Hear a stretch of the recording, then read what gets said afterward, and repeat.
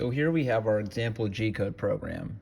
This G-code program, all it does is it goes to a point in the middle of the table, makes a square, and then makes a larger square, and then retracts back to the home position, and the program ends.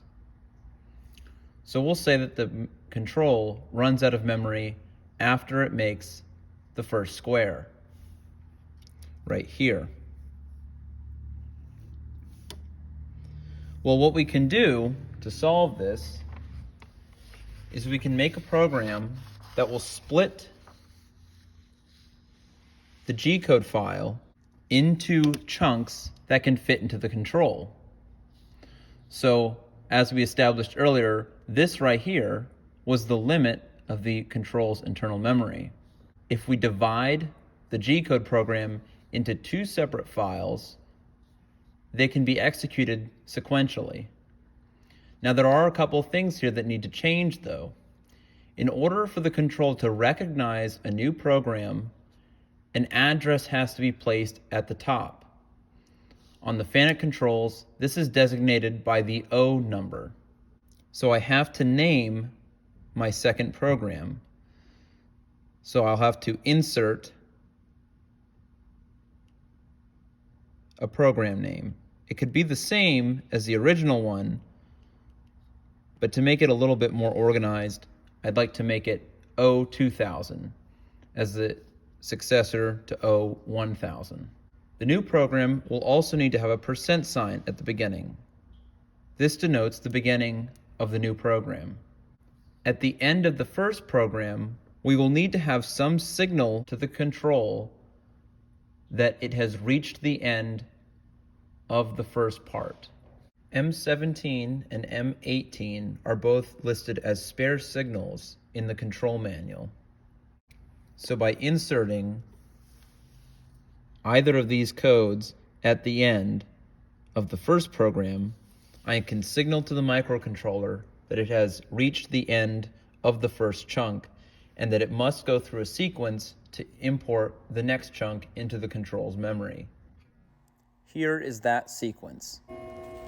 So now we have just imported the first chunk of the program. And as you can see,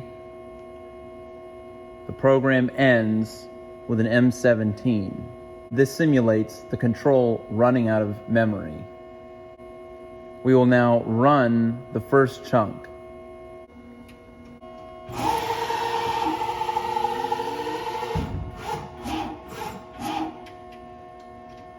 The control has now run out of memory and has reached the M17 code.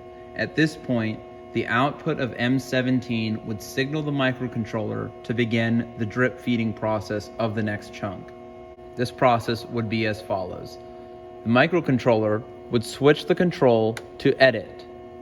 It would then input the code O-9999 and then hit delete.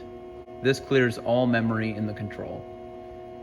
It will then switch back to auto mode and press input.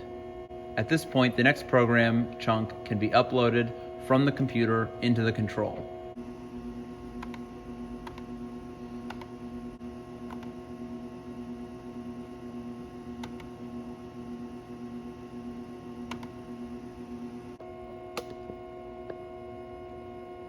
Once chunk 2 is uploaded, a signal will need to be given to the microcontroller to start the cycle. I'm not exactly sure where to collect this signal from, as the control does not give a clear output for when it is finished uploading. The mill is already in position for the succeeding code to be executed.